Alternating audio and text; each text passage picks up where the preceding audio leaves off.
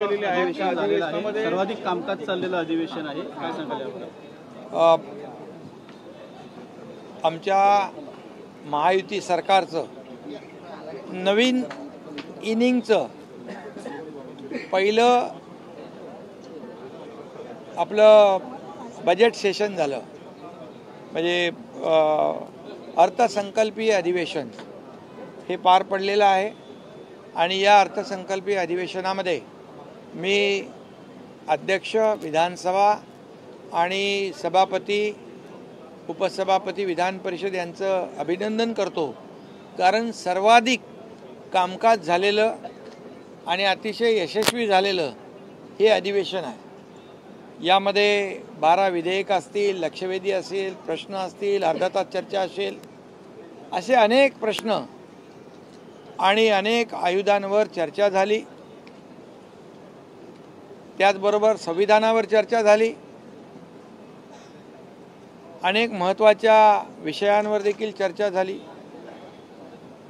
आणि खऱ्या अर्थाने आम्ही काही निर्णय देखील घेतले, जे 100 दिवसाचा फ्लॅगशिप जो प्रोग्राम आहे त्याच्यामध्ये 7 कलमी जे कार्यक्रम आम्ही घेतला, अनेक डिपार्टमेंटने 100 दिवसामध्ये अनेक निर्णय घेतले। त्याची फलनिष्पत्ती जी आहे पॉझिटिव्ह आहे, रिझल्ट चांगले आहेत। मुख्यमंत्री महोदयांच्या मार्गदर्शनाखाली या ठिकाणी गेले 3 महिने 3.5 महिने एक जोरदार काम सुरू आहे। जसं 2.5 वर्ष मागचं महायुतीचं सरकार जोरदारपणे ज्यांनी काम केलं, आम्ही टीम म्हणून काम केलं आणि सर्वसामान्य माणूस, शेतकरी, लाडक्या बहिणी, लाडके भाऊ यांना केंद्रबिंदू मानून आम्ही सरकार चालवलं। आणि विधानसभेच्या या निवडणुकीमध्ये देखील भरभरून आम्हाला आशीर्वाद जनतेने दिले आणि त्याच वेगाने आम्ही आता पुढे चाललो आहे। मगाशी कोणीतरी म्हणा फुल बॅटिंग चालू आहे। आमची 5 वर्षाची टेस्ट मॅच असली तरीसुद्धा 20च खेळणार, त्या स्पीडनेच खेळतो आहे आम्ही आणि त्या स्पीडने आम्ही पुढे जातो आहे।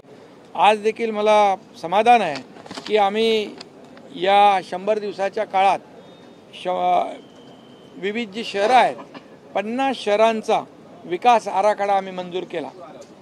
5 गावांच्या नगररचना योजनांना आम्ही मान्यता दिली। त्याचबरोबर पन्हाळागड असेल, तिथलं स्मारक असेल, त्याचबरोबर त्र्यंबकेश्वर असेल, इतरही तीर्थक्षेत्र जी आहेत त्याला देखील त्याच्यावर निर्णय आम्ही घेतला। आणि त्याचबरोबर एअरपोर्ट फनेल झोनमधल्या ज्या पुनर्विकासाच्या इमारती ज्या रखडल्यात त्या बाबतीत देखील ज्या अडचणी होत्या त्या दूर आम्ही केल्यात। फनेल झोनमध्ये असणाऱ्या लाखो लोकांना दिलासा देण्याचं काम मुंबईकरांना आम्ही केलं आहे। त्याचबरोबर मुंबईतल्या जुन्या आयकॉनिक इमारती ज्या आहेत त्या विकसित करण्याचं धोरण, जसं साऊथ मुंबईत गेल्यानंतर ब्रिटिशकालीन इमारती आपण पाहतो, त्याचं डिझाईन, आर्किटेक्चर, फसाड ज्या पद्धतीने आहे अशा पद्धतीने आयकॉनिक इमारती मुंबईमध्ये उभ्या राहिल्या पाहिजे। आणि त्यासाठी देखील जे काही सुविधा त्या असेल, FSI असेल, तो देखील आम्ही निर्णय या ठिकाणी घेतला। म्हणजे खऱ्या अर्थाने एक मुंबईची जी काय ओळख आहे ही कायम राहिली पाहिजे। आणि त्याच्यामध्ये विकास नियंत्रण आणि प्रोत्साहन नियमावलीमध्ये आम्ही वाढ केलेली आहे। नवी मुंबईमध्ये गेले अनेक वर्ष जी 12.5% योजना आहे त्याच्यामध्ये काही अडथळे होते, अडचणी होत्या। स्टील्ट पार्किंग आणि वरती 3 मजले त्याच्यावर त्यांना बांधता होत नव्हतं, त्यामुळे स्टील पार्किंग आम्ही वगळून टाकलं। त्यामुळे त्या जुन्या भूखंडधारकांचा पुनर्विकासाचा मार्ग देखील मोकळा झाला आहे, त्यामुळे देखील लाखो लोकांना त्याचा फायदा होणार आहे। त्याचबरोबर 105 मुख्याधिकारी जे आहेत त्यांचं देखील पदोन्नती केली। असे अनेक निर्णय आम्ही या ठिकाणी घेतलेले आहेत आणि म्हणून आम्हाला समाधान आहे की बरेच निर्णय घेतले। आता ते मी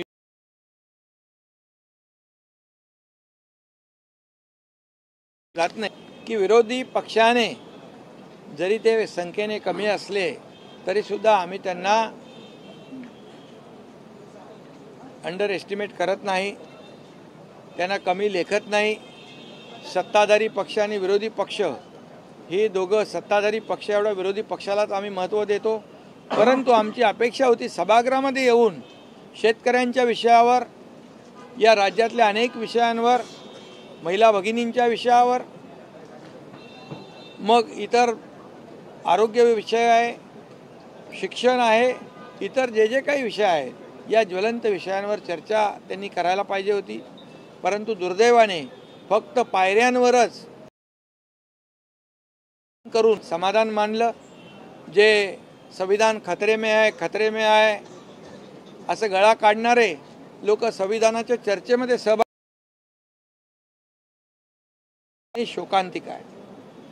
आणि म्हणून जे कामकाज झालं ते आपल्याला माहीत आहे. मगाशी देखील आम्ही त्याच्यामध्ये 12 विधेयकं वगैरे जे काय सगळं कामकाज जे आहे, म्हणजे 1.5 कामकाज झालेलं आहे.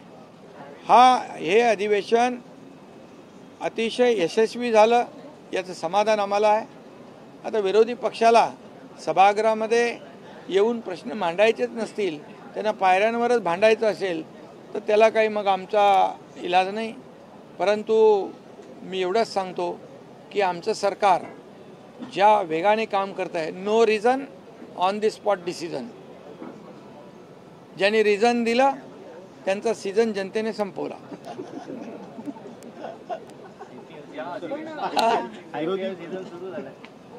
चालू आहे.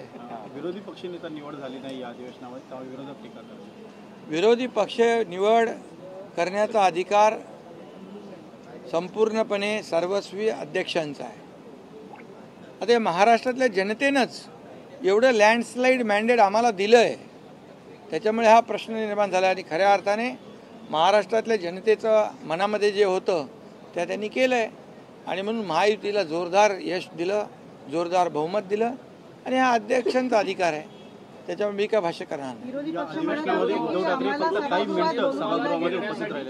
पक्षवाले म्हणत होते की आम्हाला सभागृहामध्ये बोलू दिले नाही सत्ताधाऱ्यांनी. आम्ही जे आमचे प्रश्न मांडले ते आमच्या प्रश्नाला सुद्धा यांनी बगल दिलेले. अध्यक्ष आणि विधान परिषदेमध्ये सभापती, मी आपल्याला सांगतो, दोन्ही सभागृहामध्ये मी कामकाजामध्ये भाग घेतला आणि त्यावेळेस विरोधी पक्षाने चर्चा करावी अशा प्रकारची अपेक्षा असताना विरोधी पक्षाने फक्त व्यक्तिसापेक्ष, व्यक्तीला केंद्रबिंदू मानून टीका करण्यामध्ये धन्यता मानली. त्यामुळे आता काय त्याला म्हणतो आपण, चोराच्या उलट्या बोंबा. त्यामुळे अध्यक्ष आणि सरकार पूर्णपणे त्यांना चर्चेला उत्तर द्यायला समर्थ होता, परंतु त्यांना चर्चा टाळायची होती, चर्चेतून पळ काढायचा होता. त्याला आम्ही काय करणार. काम कर रहे हैं ऐसा आपने विधान परिषद में कहा. क्या बोले? वो शिखंडी काम कर रहे हैं आपको बदनाम करने के लिए, ऐसा आपने परिषद में कहा. अभी उनके पास कुछ बचा नहीं है, वो पाखंडी को आगे खड़ा करते हैं. अभी हिम्मत है तो सामने आके लड़ना चाहिए, सामने आके बोलना चाहिए.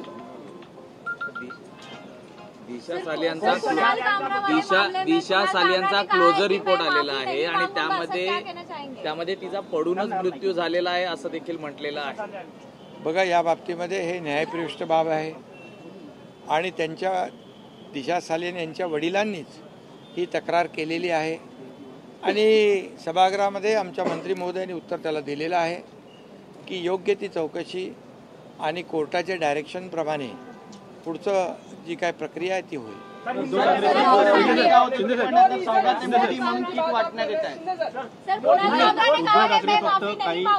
जो डीसीएम अजित पवार ने कहा है मैंने बिल्कुल वही कहा है.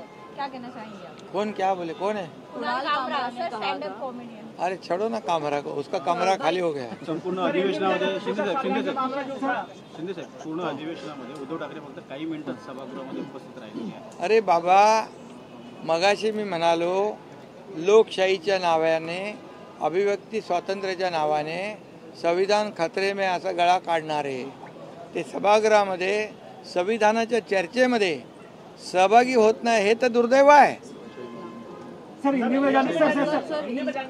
लोकशाही ते मानतात की नाही? बाबासाहेबांची लोकशाही, बाबासाहेबांची घटना, बाबासाहेबांचं संविधान त्यांना मान्य आहे की नाही हा प्रश्न निर्माण होतो.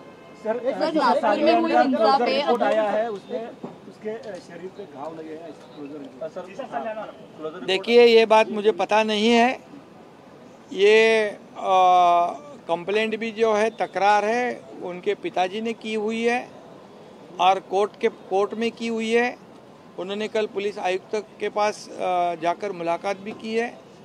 हमारे मंत्री जी ने उस पर उत्तर जवाब दिया है कि कोर्ट डायरेक्शन से आगे की प्रक्रिया होगी. इसमें कोई हाँ.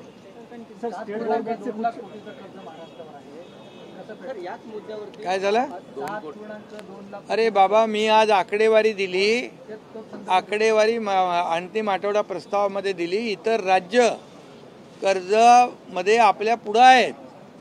आपण एवढं सगळं करून आपण स्टार्टअपमध्ये नंबर 1 आहे, FDI मध्ये नंबर 1 आहे, GDP मध्ये नंबर 1 आहे, आपण स्किल मॅन पॉवरमध्ये आपण पुढे आहे, आपण अनेक दृष्टीने पुढे आहोत. आणि कर्जामध्ये एवढं मोठं राज्य आपलं असताना कर्ज घेण्यामध्ये आपण सगळ्यात मागे आहोत. आणि त्याचबरोबर आपण एकूण कर्ज 25% GDPच्या घेऊ शकतो. आपण 17 पॉइंट समथिंग कर्ज घेतलेलं आहे आणि FRBMच्या पण 3%च्या आत आहोत, 2.76. त्यामुळे हे सगळ्या योजना राबवून प्रकल्प राबवून देखील आपण कुठेही आर्थिक शिस्त बिघडू दिली नाही.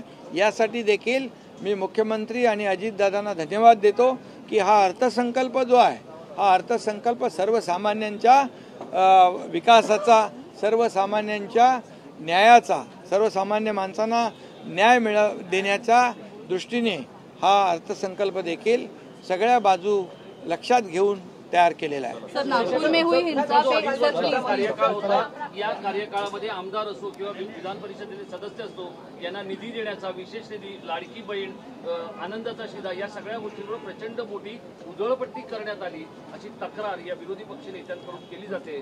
तुमची यावर काय भूमिका? गरीबाला आनंदाचा शिधा दिला ही काय उधळपट्टी आहे? मुख्यमंत्री लाडकी बहीण योजना 1500 रुपये दिले ही उधळपट्टी आहे? आमदारांना त्यांच्या विकास प्रकल्पांसाठी, मूलभूत सोयी सुविधांसाठी दिलेला निधी हा उधळपट्टी आहे? मुख्यमंत्री सहायता निधी, लोकांचे जीव वाचवले, हा का उधळपट्टी आहे?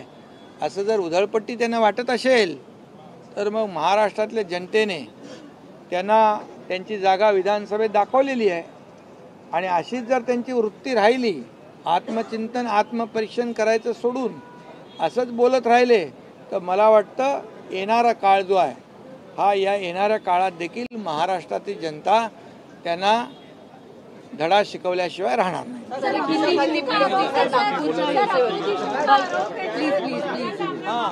सर प्लीज अबू आझमी का कहना है. आणि काय उधळपट्टी? मग कोण म्हणाला उधळपट्टी? मी म्हणालो म्हणजे त्यांचं असं म्हणणं अरे उधळपट्टी म्हणणाऱ्यांची म्हणणं आहे एकाच वेळेला सगळे रस्ते उघडून टाकले मुंबईतले. आणि आता मी सांगतो, मी मुख्यमंत्री झाल्यानंतर पहिल्याच आठवड्यामध्ये मी आणि देवेंद्रजींनी मुंबईचे आयुक्त चहल यांना बोलवलं. त्यांना सांगितलं इतके वर्ष लोकांचा खड्ड्यातून प्रवास का चालू आहे, का लोकांचे अपघात होत आहेत, का मुंबई महापालिकेकडे काही पैसे नाहीत? आम्ही निर्णय घेतला मुंबईतले 700 किलोमीटरचे रस्ते कॉन्क्रीटचे करायचे आणि कायमस्वरूपी 25-30 वर्ष मुंबई खड्डेमुक्त करायची. आणि हा निर्णय आम्ही घेतला. त्याच्यामुळे त्यांच्या पोटात दुखायला लागलं, कारण सोन्याचे अंडी देणारी कोंबडी मुंबईकडे ते पाहत होते. म्हणून त्या डांबराच्या रस्त्यामध्ये 15 वर्ष डांबराचे रस्ते बनवले, दुरुस्तीमध्ये 3,000 कोटीच्या वरती खर्च केले. आणि म्हणून त्याचा हिशोब जनतेला द्यावा लागेल. आणि म्हणून मी सांगतो की काही राजाचा जीव पोपटात असतो, तसा काही लोकांचा जीव मुंबईच्या रस्त्यात अटकलेला आहे, खड्ड्यात अडकलेला आहे. आणि म्हणून ज्यांनी जनतेने सुट्टी करून टाकलेली आहे.